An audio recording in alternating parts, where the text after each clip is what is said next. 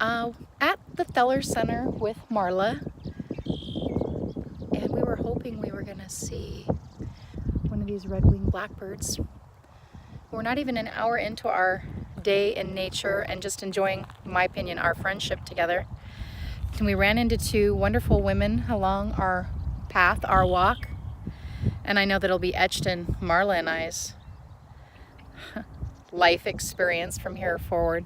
It's amazing when you get out in nature and you're just enjoying yourself what you can draw in or attract, and just how synchronized things can be.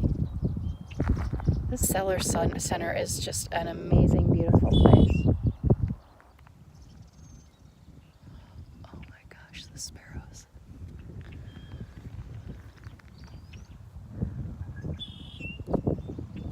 Oh my goodness.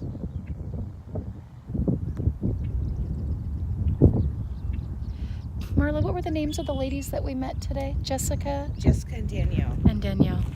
I don't think that will be the last time that we meet them.